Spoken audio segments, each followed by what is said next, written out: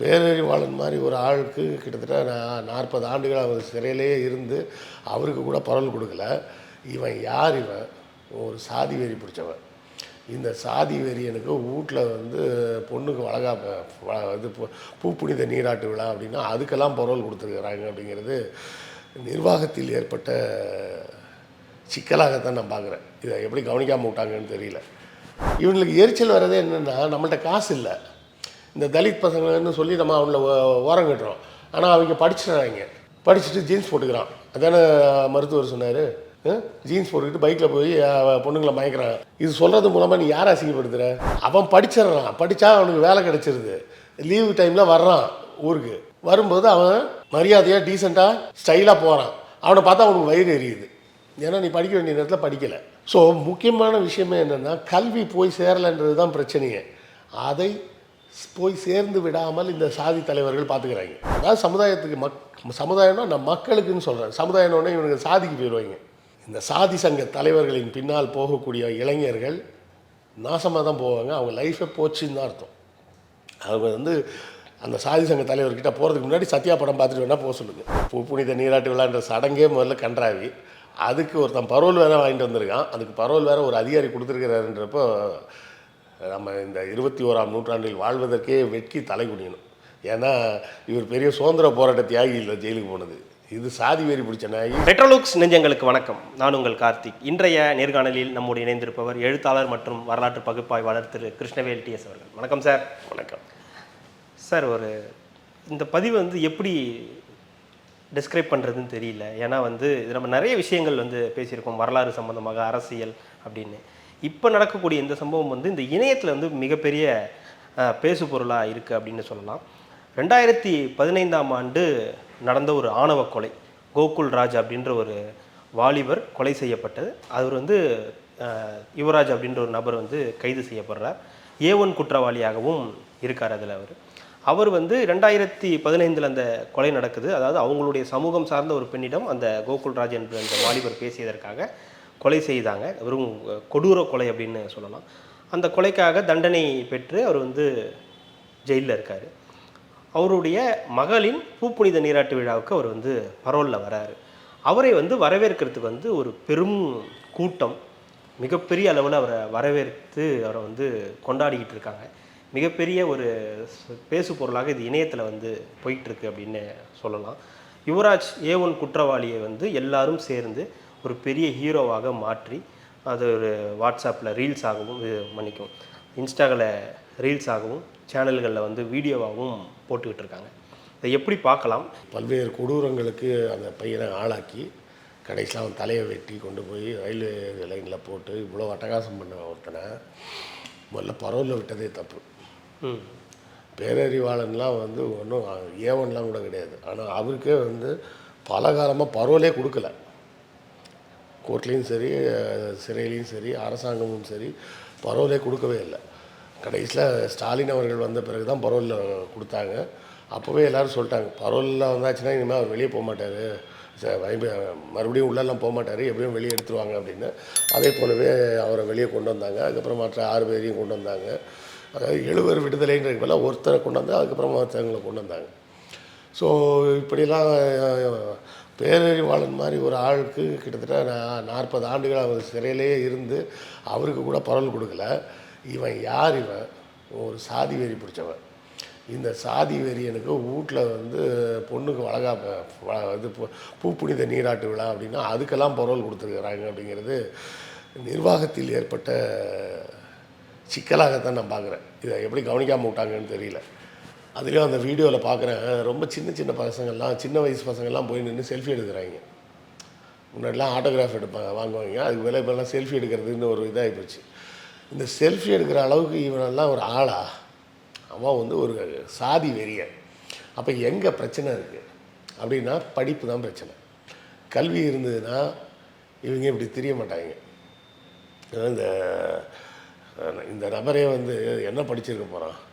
ஒன்றும் பெருசாலாம் படிச்சிருக்க மாட்டான். படிச்சிருந்தா அவன் ஏன் இப்படி இந்த மாதிரி வேலைக்கெல்லாம் போக போகிறான்? கல்வி இல்லாமல் இருக்கக்கூடிய ஒரே காரணத்தால் இந்த தங்களை உயர் சாதின்னு சொல்லிக்கிறிய நீ, உன் உயர் சாதி பெருமை உனக்கு என்ன சோறு போட்டுச்சு? இல்லை அந்த சாதி வெறியை தூண்டி விடுறாங்களே, நம்ம சாதிடா நம்மலாம் ஒன்றா இருக்கணும்னு சொல்கிறாங்களே, அந்த சாதி தலைவர்கள் அந்த சாதிக்காக என்ன செஞ்சாங்க? ஒரு சில இடங்களில் சாதி சங்கங்கள் இருக்குது. அதாவது நான் சொல்கிறது நல்ல சாதி சங்கங்கள். அவங்க என்ன பண்ணுவாங்கன்னா, கல்வி அறக்கட்டளைன்னு ஒன்று ஆரம்பிப்பாங்க. ஆரம்பித்து என்ன பண்ணுவாங்க, அந்த சாதியை சார்ந்த மாணவர்களுக்கு படிக்கிறதுக்கு யாருக்கெல்லாம் பிரச்சனை இருக்குதுன்னு பார்த்து அவங்களுக்கு கடன் கொடுப்பாங்க. கடன் கொடுத்து பண உதவி செஞ்சு சில நேரங்களில் முழுமையாக இலவசமாக படிக்கிறதுக்கு உண்டான ஏற்பாடுகளை செஞ்சு அவங்கள முன்னேற்றத்துக்கு உண்டான வழியை பண்ணுவாங்க. இவங்க வச்சுருக்க சாதி சங்கம் பூரா எதுக்கு? இந்த படிக்காத தற்கூரிங்களை பூரா ஒன்றா சேர்த்து வச்சுக்கிட்டு பக்கத்தில் ஏதாவது ஒரு அரசியல் கட்சிக்காரன்ட்ட போய் ஏதாவது ஆதாயம் தேடுறதுக்காக தான் இவங்க வச்சிட்ருக்குது. இது இந்த பசங்களுக்கு புரியறதில்ல. நாம் நம்ம சங்க தலைவர் கூப்பிட்டாரு அப்படின்னு எல்லாம் போயிடுறாங்க. அந்த சங்க தலைவர் கூட நீ போனதுனால உனக்கு என்ன பலன் கிடைச்சிது? அதை இந்த பசங்க யோசிக்கிறதே கிடையாது. நம்ம இந்த சாதியால் நமக்கு என்ன கிடைச்சிது அதை யோசிச்சுருந்தாங்கன்னா இவங்களுக்கு இந்த சாதி சங்கத்து கூட போய் நிற்கணுன்ற குழப்பமே வராது. இந்த உயர் சாதின்னு சொல்லக்கூடியதில் எத்தனை பேர் காலேஜ் படித்தவன்? ஆல்மோஸ்ட் 80% இருக்க மாட்டாங்க. எவெல்லாம் அந்த சாதி பெருமைன்னு பேசுகிறானோ அவன் பார்த்திங்கன்னா பெரும்பாலும் படிக்காத தற்கூரியாக தான் இருப்பாங்க. அவனுக்கு என்ன பிரச்சனை ஆயிரும்னு பார்த்திங்கன்னா, இது அடிக்கடி சொன்ன உதாரணம் தான்னாலும் இன்னொரு முறை மறுபடியும் சொல்கிறேன். இந்த பள்ளியில் படிக்கக்கூடிய பசங்களில் பார்த்திங்கன்னா சில பேர் கோக்குமாக்கா முடியெல்லாம் வெட்டிட்டு திரிவாங்க. அதுக்கு காரணம் என்ன? அவனுக்கு பெருசாக படிப்பு வராது, படிப்பில் கான்சன்ட்ரேஷன் இருக்காது. இல்லை ஸ்போர்ட்ஸ் ஏதாவது இருக்குமான்னு பார்த்தா ஸ்போர்ட்ஸும் இருக்காது. இல்லை வேறு ஏதாவது கலை இலக்கியம் அந்த மாதிரி ஏதாவது ஒரு ஈடுபாடு இருக்குமானா அதுவும் இருக்காது. அப்போ என்ன ஆகுன்னா, இந்த காலேஜ் அந்த ஸ்கூலில் அவனை யாருமே திரும்பி கூட பார்க்க மாட்டாங்க. அது பசங்களாக இருந்தாலும் சரி, பொண்ணுங்களாக இருந்தாலும் சரி, வாத்தியாராக இருந்தாலும் சரி, யாரும் திரும்பியே பார்க்க மாட்டாங்க. அப்போ இந்த அட்டென்ஷனை ட்ரா பண்ணுறதுக்கு என்ன பண்ணுவாங்க, இந்த மாதிரி கோக்கு மாக்கா முடி வெட்டிக்கிறது, கசாம்சான்னு ட்ரெஸ் பண்ணிக்கிறது, இரும்பு சங்கிலியெல்லாம் எடுத்து கழுத்தில் செயின் மாதிரி போட்டுட்டு சுற்றுறது, இந்த ஒத்த காதில் கம்மல் போட்டுட்டு திரிகிறது, இந்த மாதிரிலாம் ஏதாவது ஒன்று பண்ணிட்டு திரிவாங்க. எதுக்கு? வேறு எதுக்கும் இல்லை, சிம்பிள் அட்டென்ஷன் சீக்கிங். அது அட்லீஸ்ட் குறைஞ்சபட்சம் எந்த விதத்திலும் அடுத்தவங்களுக்கு இடைஞ்சல் கிடையாது. ஆனால் இது மிகப்பெரிய கொடூரம். இது மிகப்பெரிய இடைஞ்சல், சமுதாயத்துக்கே இடைஞ்சல். இவ்வளோலாம் பேசுகிறாங்களே இந்த கோகுல்ராஜ். இந்த கோகுல்ராஜோட அப்பா என்ன வேலை பார்த்தாரு? இவன் என்ன வேலை பார்த்தான்? ஒன்றும் கிடையாது, ஒரு வேலையும் இல்லை. நம்ம இவங்களுக்கு புரியாத விஷயமே என்னென்னா, ஐயருங்க போய் பார்ப்பனர்கிட்ட போயிட்டு என்ன பண்ண வேண்டியது, பூஜை பண்ண வேண்டியது, ஏதாவது காரியம் பண்ணுறான், அது பண்ணுறேன், இது மூலமாக மட்டும்தான் இவர்களுக்கு அங்கீகாரம் கிடைப்பதான் நினச்சிக்கிறான். இப்போ நீங்கள் ஒரு கோயிலில் போய் ஒரு 500 ரூபா போடுங்க, உடனே பரிவட்டம்லாம் கட்டி விடுவாங்க. ஏன்? உனக்கு வேறு எங்கேயுமே எவனும் பரிவட்டம் கட்ட மாட்டான். புரியுதுங்களா? உனக்கு வேறு எங்கேயும் எவனும் பரிவட்டம் கட்ட மாட்டான். 2 லட்சம் 3 லட்சம் 10 லட்சம் செலவு பண்ணி கல்யாணம் பண்ணுறாங்க. ஏன்? அந்த கல்யாண மேடை ஒன்றை தவிர ஒன்று வேறு எந்த மேடையிலையும் எவனையும் ஏற்ற மாட்டான். கரெக்டுங்களா? இப்போ நம்மளை போன்ற ஆட்களெல்லாம் இவர் அரசியல் சார்ந்து பேசுவார், திராவிடம் சார்ந்து பேசுவார். சார் நீங்கள் கொஞ்சம் பெரியார் பற்றி பேசுங்க, இல்லை கலைஞரை பற்றி பேசுங்க, இல்லை வரலாறு சம்மந்தமாக பேசுங்க அப்படின்னு கூப்பிட்டு பேச சொல்லுவாங்க. அதனால் நமக்கு மேடையை பார்த்து பெரிய ஆசையெல்லாம் வராது. இவங்களுக்கு இந்த மேடையில் எல்லோரும் உட்காந்துருக்கிறத பார்த்து பார்த்து பார்த்து நம்ம என்றைக்கிடா மேடையில் போய் உட்காந்து கீழே ஒரு 1000 பேர் உட்காந்துருப்பாங்க அப்படின்னு சொல்லி அந்த ஆசையில் தான் என்ன பண்ண வேண்டியது, பொண்ணுக்கு கல்யாணம் பையனுக்கு கல்யாணம்ன்ட்டு 10 லட்ச ரூபா செலவு பண்ணி அன்றைக்கி ஒரு கல்யாண வீட்டிலேருந்து எனக்கு பத்திரிக்கை கொடுத்துட்டு போகிறாங்க. அந்த பத்திரிக்கை மட்டுமேமா 300 ரூபா இருக்கும் ஒரு பத்திரிக்கை. அந்த ஒரு பத்திரிக்கையோட காஸ்ட் ரொம்ப கம்மியாக வச்சா கூட 300 ரூபா இருக்கும். முதல்ல ஒரு கவர் இருக்குது, ஒரு பேக் மாதிரி இருக்குது. அந்த பேக்கை அதை திறந்து உள்ளே எடுத்தோம்னா ஒரு பத்திரிக்கை இருக்குது, அதுக்குள்ளே கவரோடு இருக்குது. அந்த கவரை ஓப்பன் பண்ணோம்னா அது ஒரு புக்லெட் மாதிரி 3-4 பிரியுது. இதை விட கொடுமை என்னென்னா, இன்னொரு கல்யாண வீட்டுக்கு நான் போயிருக்கேன். அந்த அந்த கல்யாண பத்திரிக்கை எப்படி கொடுத்துருந்தாங்க தெரியுமா? கல்யாணம் புக்கு மாதிரி அடித்து கொடுத்துருந்தாங்க. ஒரு சின்ன புக்லெட் மாதிரி, ஒரு 40 பக்கத்துக்கு புக்லெட் மாதிரி அடிச்சிருக்காங்க. அடித்து ஒவ்வொரு பேஜ்லேயும் ஒவ்வொருத்தரை பற்றி டிஸ்கிரிப்ஷன், பொண்ணு அவங்க என்ன பேக்ரவுண்டு, அந்த பொண்ணு இன்ஸ்டாகிராம்லாம் கொஞ்சம் ஃபேமஸ் போல் இருக்குது. அப்புறம் பையன் எங்கெல்லாம் படித்தார், அவர் என்னெல்லாம் அவருக்கு, அப்புறம் பையனோட அம்மா அப்பா, பொண்ணோட அம்மா அப்பா, அப்புறம் மாமா தாய் மாமா புஸ்தகம் மாதிரி போட்டிருக்காங்க. போட்டு ஒரு QR கோடு வேறு. இந்த கல்யாணத்தை லைவில் பார்ப்பதற்கு இந்த QR கோடை பயன்படுத்தி யூடியூப்பில் லைவ் பாருங்கள். ஆமாம், அதெல்லாம் இப்போ ட்ரெண்டு. இதெல்லாம் ஏன் பண்ணுறாங்க? Identity crisis. அவர்களுக்குன்னு எந்த அடையாளமும் இல்லை, எந்த தனி திறமையும் கிடையாது. இல்லை, லைவ் கூட ஓகே, ஏன்னா சில பேர் வர முடியாது, ஏதோ நிறைய சொந்தங்களுக்கு கொடுக்க வேண்டியவங்களுக்கு கூட இருக்கலாம், அது கூட ஓகே. இல்லை, நான் கேட்குறது என்னென்னா, இப்போ நீங்கள் சொல்ல வர விஷயம் கிட்டத்தட்ட அதே தான். இந்த மாதிரியான ஒரு நபரை கொண்டாடுற மனநிலை இருக்கு இல்லையா? அந்த கொண்டாடுறவன் யாருன்ற அதுதான் கேள்வி. நீங்கள் நல்லா புரிஞ்சுக்கணும். அவனை யார் கொண்டாடுறாங்க? அந்த சாதி சங்கத்தை சேர்ந்த தலைவர்கள். அவங்களுக்கு ஒரு கோகுல்ராஜ் பத்தாது, இன்னும் நிறைய கோகுல்ராஜ் வேணும் அவங்களை அடையாளப்படுத்திக்கிறதுக்கா. அப்போ தான் அந்த சாதி சங்க தலைவருக்கு அவருக்கு வெயிட்டு. அதுவும் யுவராஜ் அவர்களுக்கு ஒரு கோகுல்ராஜ் பத்தாதுன்றீங்க? ஆமாம். இந்த யுவராஜ் மாதிரி இன்னும் பல யுவராஜ்கள் வேணும் இவங்களுக்கு. இன்னும் பல கோகுல்ராஜை போட்டு தள்ளுறதுக்கு இந்த மாதிரி பல யுவராஜ்கள் வேணும். அந்த யுவராஜ்கள் எப்படி வருவாங்க? இப்படி நீங்கள் கொண்டாடி காமிச்சா தான் வருவாங்க. ஸோ அதை பார்க்கக்கூடிய அந்த 18 வயசு 19 வயசு பையனுக்கு என்ன தோணும்? ஓ, இவர் மாதிரி நம்மளும் போய் வெட்டினோம்னா நம்மளையும் பெரிய பெரிய ஆளாக கொண்டாடுவாங்க போல இருக்க அப்படின்னு தானே தோணும். இதே போல் தான் மதுரையில் ஒரு பொண்ணோட அந்த பையன் பேர் மறந்துட்டேன் நான், கொண்டுட்டாங்க. அவங்க அப்பா ஜெயிலுக்கு போயிட்டாரு. அவங்க அப்பா ஜெயிலுக்கு போனதுக்கப்புறம் என்ன நடந்ததுன்னா, அந்த பொண்ணோட அம்மாவும் தங்கச்சியோ இல்லை அக்கான்னு நினைக்கிறேன், 2 பேரும் கஞ்சா விற்றுட்டு இருக்காங்க. கஞ்சா விற்று மாட்டிக்கிருக்காங்க. வேறு தொழிலே கிடையாது அவங்களுக்கெல்லாம். இவங்க ப்ராப்ளமே என்னென்னா, இந்த சாதி ஒன்று தான் இவங்களோட அடையாளமே. இப்போ உங்கள்கிட்ட கேட்டால் நீங்கள் என்ன சொல்லுவீங்க? சார், நான் இன்ஜினியர் அப்படிம்பீங்க. இன்ஜினியர் இத்தனை வருஷம் வேலை பார்த்தேன் சார், அப்புறம் இந்த வேலைக்கு வந்திருக்கேன் இப்போது அப்படின்னு ஏதோ ஒன்று சொல்லுவீங்க. அவங்களுக்கு எந்த அடையாளமும் கிடையாது. ஊரில் நிலங்கள்லாம் ஒன்றும் இருக்காது. விவசாயம் பண்ணலாம் அப்படின்னா எங்கேயாவது கூலி வேலைக்கு தான் போகணும். கூலி வேலைக்கு போய் வேலை செய்கிறதுக்கு முதுகு வளையாது. அப்போ இப்படி சாதி சங்கம் அப்படி இப்படின்னு சொல்லிட்டு எவன்ட்டையாவது ஓசியில் வாங்கி தின்னுக்கிட்டு ஒரு நீயான இதில் கூட போட்டிருந்தாங்க பார்த்தீங்களா, உங்களுக்கு என்ன தம்பி பிடிக்கும் அப்படின்னா, அப்படியே கெத்தாக போகணும் சார். எங்கள் அண்ணன் ஒருத்தர் இருக்கார், அது மாதிரி தான் ராஜ பரம்பரை. ராஜ பரம்பரை. ஆமாம், கெத்தாக போவார். கெத்தாக போயிட்டு என்ன பண்ணுவார்? அப்படியே கெத்தாக போவார் சார். யார்ட்டையாவது காசு வாங்குவார், அப்படியே கெத்தாக செலவு பண்ணுவார். இது வேறு, நான் சொல்கிறது வேறு. ஆமாம், சும்மா இருப்பார், வேலை வெட்டிக்கெலாம் போக மாட்டார், அவர் பாட்டுக்கு இருப்பார். அப்போ அந்த பசங்களுக்கு என்ன மாதிரி வருதுன்னு, ஏன் அந்த பசங்களுக்கு இவங்கள பார்த்தா ஒரு கெத்துன்னு தோணுது? ஏன்னா அவனுக்கும் அவ்வளோதான் படிப்பு. ஸ்கூல் ஃபைனல்லே ஒரு ட்ராப் அவுட் ஆகிடுவாங்க. அதுக்கு மேலே படிச்சிருக்க மாட்டாங்க. நீங்கள் ஒரு 10ஆம் வகுப்பு மட்டுமே படிச்சுட்டு கிராமத்தில் சுற்றிக்கிட்டு இருக்கிற ஒரு இளைஞனோட எக்ஸ்போஷர் என்னவாக இருக்குன்னு யோசிச்சு பாருங்கள். என்ன எக்ஸ்போஷர் இருக்கும் அவனுக்கு? இப்போ சிட்டியில் இருக்கிற ஒரு பையனாக இருந்தால் கூட, ஒரு குடும்ப சூழலின் காரணமாக அவனால் பள்ளி படிப்புக்கு மேலே போய் படிக்க முடியலன்னா கூட என்ன யோசிப்பான்? சரி, ஒன்றும் இல்லைனா கூட ஒரு பைக் இருந்தால் போதும்டா, ஸ்விக்கியில் ஏதாவது போயிடலாம். அன்றைக்கி ஒருத்தர் பையன் சொன்னான், எங்கேயோ போகிறதுக்கு இந்த ரேப்பிடோ பைக்கை புக் பண்ணியிருக்கான். போகும்போதே அப்பா அந்த அண்ணா சூப்பர்ப்பா அப்படின்னா. என்னடா அப்படின்னா, அந்த அண்ணா ஜொமேட்டோவில் டெலிவரியும் எடுத்துக்கிட்டு என்னையும் கூட்டிகிட்டு போயிட்டாருப்பா. போகும்போதே சொன்னேன், தம்பி ஒரே 2 நிமிஷம் பக்கத்தில் ஒரு ஹோட்டலுக்கு போகணும் அப்படின்னாரு. என்னென்னு பார்த்தா ஜொமேட்டோ போட்டு கவர் வாங்கிட்டு வர்றாரு. வாங்கிட்டு வந்து என்னை இறக்கி விட்டு அங்கேருந்து அவர் ஃபுட் டெலிவரிக்கும் போயிட்டாருப்பா. ஸோ இங்கே சிட்டி மாதிரி இடங்களில் படிக்கலைன்னா கூட உங்களுக்கு வேறு சில எக்ஸ்போஷர் கிடைக்கும், ஏதாவது வருமானத்துக்கு வழி இருக்கும், வாழ்ந்துட முடியும். கிராமத்தில் இவனுங்க என்ன பண்ணுவாங்க? அவங்க அப்பா ஏதாவது கூலி வேலை வைப்பார், இது அப்படியே தண்டமாக சுற்றிட்டு வந்து எதையாவது தின்னுட்டு போயிடுறது. இதில் இப்போ இன்னொரு விஷயம் என்னென்னா, பெண்களோட கல்வித்தரம்ன்றது வந்து ஆல் ஓவர் தமிழ்நாடே டெவலப் ஆகிட்டு வருது.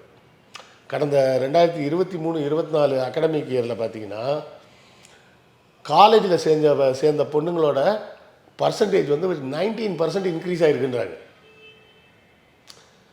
19% கூடி இருக்குன்னா அது மிகப்பெரிய விஷயம். அது ஸ்ட்ரைட் ஜம்ப். அது இன்க்ரீஸ் ஆகிறது வந்து நார்மலாக 1%, 2%, 3% இப்படி தான் இன்க்ரீஸ் ஆகும். இந்த புதுமை பெண் திட்டம் வந்ததுக்கு பிறகு அப்படியே 19% ஜம்ப் ஆகிருக்கு. இது மூலமாக நீங்கள் புரிஞ்சிக்க வேண்டிய ஒரு முக்கியமான விஷயம் என்னென்னா, பெண்கள் நல்லா படிக்க ஆரம்பிச்சிட்டாங்க அப்படின்னா இந்த தற்கூரிங்களெல்லாம் கல்யாணம் பண்ண மாட்டாங்க. இவங்க கல்யாணம் ஆகாமல் இப்படி பொறுக்கியாகவே சுற்றிக்கிட்டு இருப்பாங்க, இன்னும் 4 பேரை வெட்டிட்டு தெரிவாங்க. புரிஞ்சுதுங்களா? சொல்லுவாங்கல்ல, அந்த idle mind is the devil's workshop. எனக்கு வேலையே கிடையாது. அப்போ வேலை வெட்டி இல்லாமல் சுற்றிட்டு இருக்கும்போது எங்கே போவாங்க? யாராவது பெரிய மனுஷனை பார்க்கலான்ட்டு யாராவது தலைவரை போய் பார்த்துட்டு வருவோம். அவர் போய் பார்த்தா அவர் என்ன பண்ணுவார்? என்னடா அந்த பக்கம்? இல்லை சும்மா இப்படி வந்தோம் தலைவரை, அப்படியே உங்களை பார்த்துட்டு வரல போகலான்னு. என்ன வேலை? ஒன்றும் இல்லைங்க. அப்படியா? டேய் அவனுக்கு ஒரு 100 ரூபா கொடுத்து அனுப்பு. 100 ரூபானவொடனே அவனுக்கு பெரிய காசு அந்த கிராமத்தில். அது என்ன பண்ணும்? ஒரு 10 ரூபாய்க்கு பீடி வாங்கி வச்சுட்டு அப்படியே சுற்றிட்டு இருப்பாங்க. இவங்களுக்கு எரிச்சல் வர்றதே என்னென்னா, நம்மள்ட்ட காசு இல்லை. இந்த தலித் பசங்கன்னு சொல்லி நம்ம அவங்கள ஓரம் கட்டுறோம். ஆனால் அவங்க படிச்சுட்டாங்க.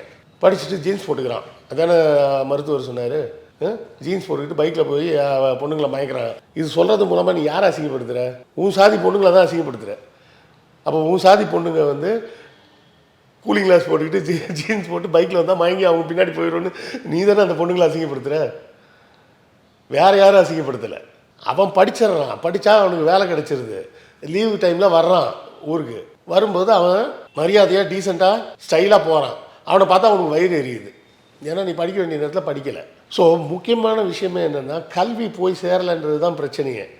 அதை போய் சேர்ந்து விடாமல் இந்த சாதி தலைவர்கள் பார்த்துக்கிறாங்க.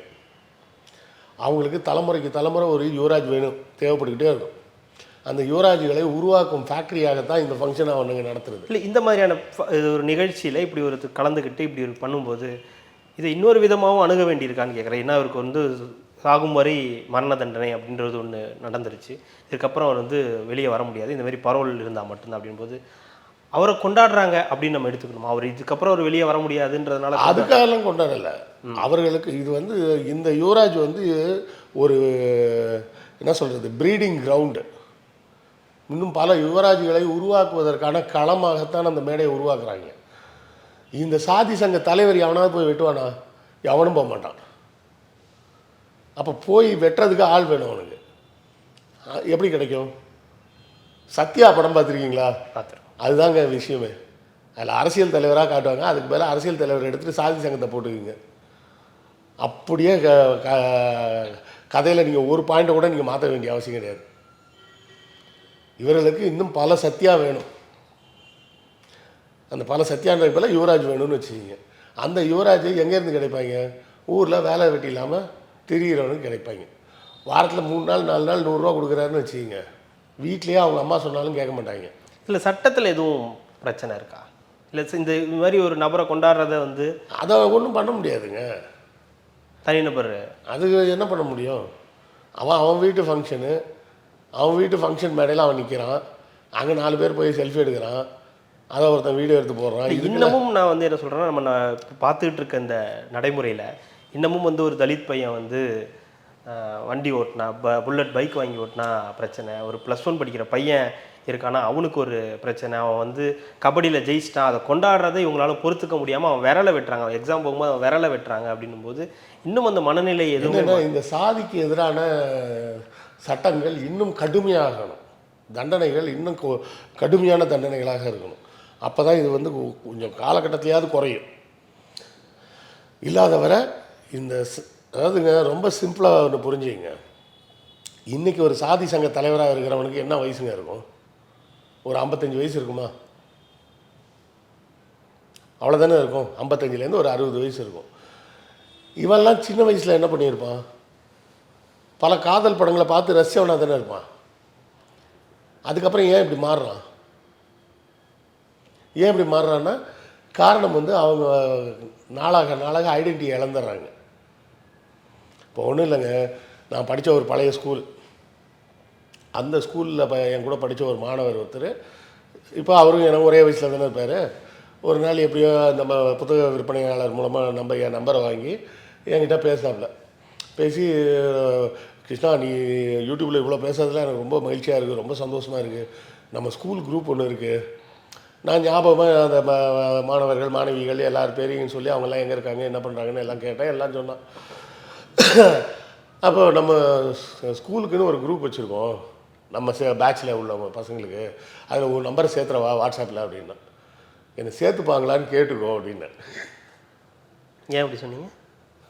சொன்னேன். ஓகே, அதெல்லாம் சேர்த்துப்பாங்க, எல்லோரும் சந்தோஷப்படுவாங்க, எல்லோரும் பெருமைப்படுவாங்க அப்படின்னா. அதுக்கப்புறம் அவன்கிட்ட எனக்கு ஃபோனே வரல. என்ன அந்த குரூப்பில் சேர்க்கவும் இல்லை, என்கிட்ட இருந்து அவங்ககிட்ட இருந்து எனக்கு மறுபடியும் ஃபோனும் வரல. அவனையே அந்த குரூப் விட்டு தூக்கிட்டாங்களா என்னன்னு தெரியல. என்னென்னா ப்ராப்ளம் என்னன்னா, உங்களுக்கு ஒரு மிட் லைஃப் க்ரைசிஸும்பாங்க. மிட் லைஃப் க்ரைசிஸ்ன்றது வந்து ஒரு 35-40 வயசில் வரும். அந்த 40 வயசில் ஒரு கேள்வி வரும், நான் யார், என்ன பண்ணிக்கிட்டு இருக்கேன், என்னடா என் லைஃப்பில் நடக்குது அப்படின்னு ஒரு சலிப்பு வரும். அந்த 40 வயசு வரும்போது என்ன ஆகுன்னா, கல்யாணம் ஆயிரும், குழந்தையெல்லாம் பிறந்துடும், பெருசாக ஒன்றும் ஆம்பிஷன்ஸ் எல்லாம் இருக்காது. சின்ன வயசுலனா நம்ம ஒரு மேனேஜர் ஆகணும், அதான் ஆகணும், இதாகணும் அப்படின்லாம் இருக்கும். இது வந்து 40 வயசு ஆகும்போது கொஞ்சம் டயர்டாயிரும். பிளான் பண்ண விஷயங்களில் ஒரு 90% விஷயங்கள் எதுவும் நடந்திருக்காது. நம்ம வந்து ஒரு மாதிரி கொண்டு போய் ஒரு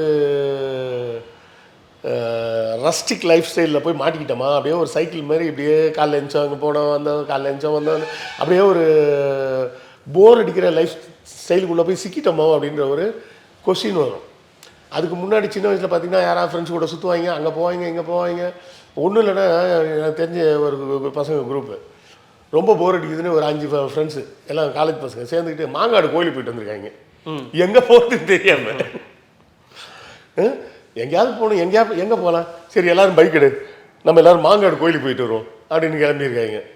ஸோ இந்த மாதிரி அந்த அட்வென்ச்சர்கிட்ட சரி எல்லாம் போயிட்டு அந்த 40 வயசுக்கு மேலே பார்த்தோம்னா ஒரு மாதிரி ருடன்ட்ரி லைஃபாக மாறிடும். அப்போ இந்த கொஸ்டின் வரும் பார்த்தீங்களா, ஐடென்டிட்டி க்ரைசிஸ்னு. அந்த ஐடென்டிட்டி க்ரைசிஸ்லேருந்து ஒருத்தனால வெளியே வர முடியாது. அப்போ அவனுக்கு கிடைக்கிற ஒரே ஒரு சாய்வு வந்து அந்த சாதி, அதில் போய் சிக்கிறாங்க. அப்போ என்ன ஆகுது, இவனுக்கு எந்த அடையாளமும் இல்லாமல் எதுவுமே இல்லாமல் நிறைய பேர் சொல்லி கேள்விப்பட்டிருக்கீங்களா, நான் என் பிள்ளைங்களெல்லாம் எப்படி வளர்த்தேன்னு தெரியுமா, எல்லாம் பெருசாக பணக்காரனை எல்லாம் படித்து கிடிச்சு வேலைக்கு போயிட்டு இப்போ என்கிட்டலாம் பேசவே மாட்டுறாங்க, பேசுகிறதுக்கு அவங்களுக்கெல்லாம் நேரம் இல்லை அப்படின்னு சொல்லி கேள்விப்பட்டிருக்கீங்களா?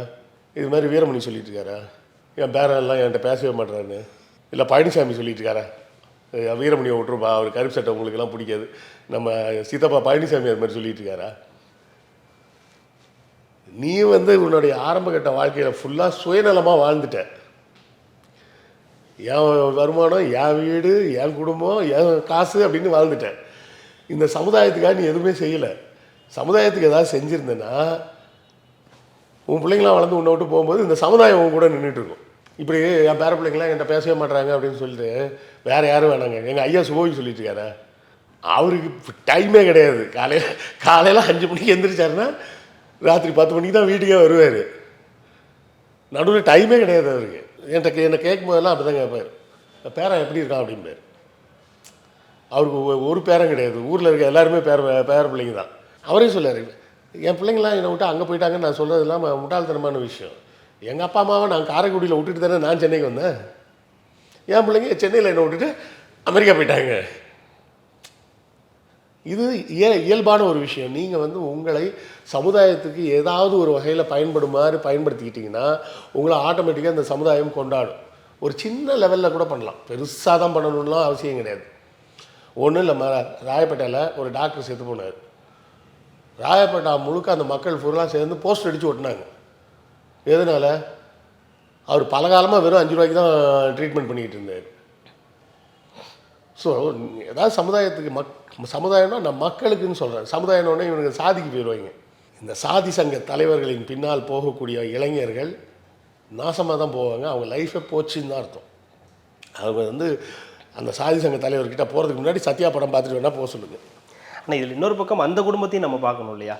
இப்படி ஒருத்தர் பரவலில் வராருன்னும் போது அவங்களுடைய மனநிலை எப்படி இருக்கும், இப்படி கொண்டாடுறாங்கன்னும் போது அவங்க பறிகொடுத்தவங்க அவங்களுடைய மகனை பறிகொடுத்துட்டு அவங்களுடைய அந்த மனநிலை அப்படின்றது பில்கிஷ் பானுவோட மனநிலையில் தான் இருப்பாங்க. பில்கிஷ் பானு என்ன மனநிலையில் இருந்தாங்களோ அதே மனநிலையில் தான் இருப்பாங்க. குறைஞ்சபட்சம் பில்கிஷ் பானுக்காவது ஒரு நியாயம் கிடைச்சா அவங்கள மறுபடியும் உள்ளே போட்டாங்க. இவனெல்லாம் பரவலில் விட்டுருக்கூடாது, அதுதான் தப்பு. புரியுதுங்களா? பரவலில் விட்டது தான் தப்பே. இது ஏதோ அவங்க அப்பா இறந்து போயிட்டாரு, அவங்க அம்மா செத்து போயிட்டாங்கன்ற மாதிரி ஏதாவது ஒரு நிகழ்ச்சிக்காக பரவல் கொடுத்துருந்தாங்கன்னா கூட சரின்னு சொல்லலாம். இதெல்லாம் ஒரு நிகழ்ச்சி. முதல்ல இந்த பூப்புனித நீராட்டு விழான்றதே கர்மந்திரம் முடிச்ச ஒரு வேலை. அது அதை போய் செஞ்சுக்கிட்டு இருக்காங்க. அதுக்கு இவங்க பரவல் வேறு கொடுத்துருக்காங்க பாரு, ஒரு அதிகாரி யாரோ, அந்த அதிகாரிக்கு தான் கோயில் கட்டி கும்பிடணும். ஐயா நீங்கள் அதிகாரிலாம் இல்லை, நீங்கள் தெய்வம் அப்படின்னு சொல்லி கோயில் தான் கட்டணும் அவருக்கு. நான் என் சொந்தக்காரங்களில் யார் வந்து என்கிட்ட இது மாதிரி என் பொண்ணுக்கு சடங்கு வச்சுருக்கேன் வந்துருங்கன்னு ஃபோன் பண்ணாங்கனாலே பிடிச்சி நல்லா திட்டி விட்ருவேன். அறிவு இருக்கா அவனுக்கு அப்படின்னு. கொஞ்ச நாளைக்கு முன்னாடி அந்த தங்கச்சியே சித்தி பொண்ணு ஒரு தங்கச்சியே நல்லா திட்டு வாங்கினான். நான் அப்படியே சொன்னேன், இந்த பொண்ணுக்கு பண்ணியா உன் பையனுக்கு பண்ணியா அப்படின்னு கேட்டேன். அதை போய் அவன்கிட்ட சொல்ல, அவன் மாமா தான் பெஸ்ட்டுமா உனக்கு, இனிமேல் எதுனால நான் மாமாட்ட தான் பேசுவேன் அப்படின்ட்டு இருக்கிறான் அவன். ஏங்க பூ புனித நீராட்டு விழான்ற சடங்கே முதல்ல கன்றாவி, அதுக்கு ஒருத்தன் பரோல் வேறு வாங்கிட்டு வந்திருக்கான். அதுக்கு பரோல் வேறு ஒரு அதிகாரி கொடுத்துருக்கிறாருன்றப்போ நம்ம இந்த 21ஆம் நூற்றாண்டில் வாழ்வதற்கே வெட்கி தலை குனியணும். ஏன்னா இவர் பெரிய சுதந்திர போராட்ட தியாகி இல்லை ஜெயிலுக்கு போனது. இது சாதி வெறி பிடிச்ச நாயி. சாதி வெறியில் ஒரு நல்ல படித்த பையனை கொண்டுட்டு, அந்த பையன் ஒரு இன்ஜினியர்னு நினைக்கிறேன், I think he's a engineer. நல்ல ஒரு வேலையில் போய் அவங்க குடும்பத்துக்கு ஒரு மேலே வந்திருக்கும். அநியாயமாக அந்த பையனையும் கொண்டுவிட்டு அந்த இவன் வந்து சமுதாயத்தின் ஒரு அவல சின்னம். இந்த அவல சின்னத்தை கொண்டாடுறது யார் கொண்டாடுவார்கள்? இதை போன்ற அவலமான நபர்கள் தான் கொண்டாடுவாங்க. வேறு யாரும் நல்ல மக்கள் தான் கொண்டாட மாட்டாங்க. அதுக்காக இந்த கவுண்டர் சாதியில் வந்து எல்லாருமே இப்படி தான் அப்படின்லாம் நான் சொல்ல வரல. அங்கேயும் ஒழுங்காக படித்து கிடிச்சு வேலைக்கு போனவங்கலாம் நிறைய பேர் இருக்காங்க. இந்த சாதி வெறியெல்லாம் தூக்கி போட்டுட்டு போனவங்கெல்லாம் இருக்கிறாங்க. இதே கவுண்டர் சாதியை சேர்ந்த ஒருத்தர் வந்து எனக்கு ஈரோட்டில் ரொம்ப நெருங்கிய நண்பர் ஒருத்தர். அவர் பையன்கிட்ட வந்து இவர் ஃபோன் பண்ணி சொல்லியிருக்காரு, இது நம்ம இந்த வடிவேல் படம் ஒன்று வந்து வடிவேல் மாமன்னர், அந்த படம் நல்லா இருக்கான்டா நீ போய் பாரு அப்படின்னு. அவன் பார்த்துட்டு ஃபோன் பண்ணி சொன்னானா, எப்பா நம்மளை தான்ப்பா கழுவி ஊற்றிருக்காங்க, உனக்கு கொஞ்சம் கிட்ட அறிவில்லை, இனிமையாவது நம்ம ஆளுங்க திருந்து வாங்கலான்னு தெரியல அப்படின்னு அந்த பையன் சொன்னானா. ஏன்னா அந்த பையன் ஏரோநாட்டிக்ஸ் படிச்சுட்டு இருக்கான் பெங்களூரில். ஸோ எந்த சாதியில் பிறந்தாங்கன்றதெல்லாம் பிரச்சனை கிடையாது.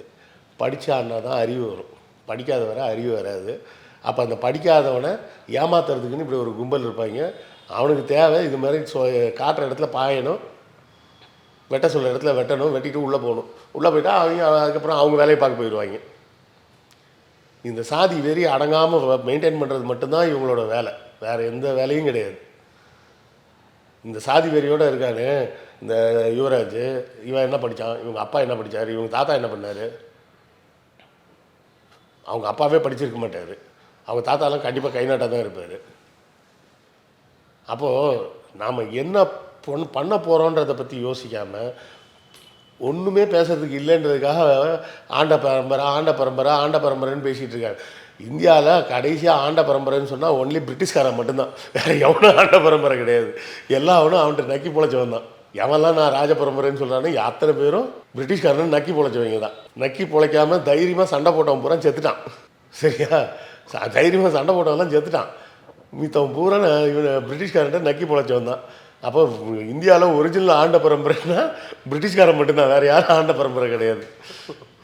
கண்டிப்பாக சார், தொடர்ந்து பேசலாம். மிக்க மகிழ்ச்சி. நன்றி. நன்றி.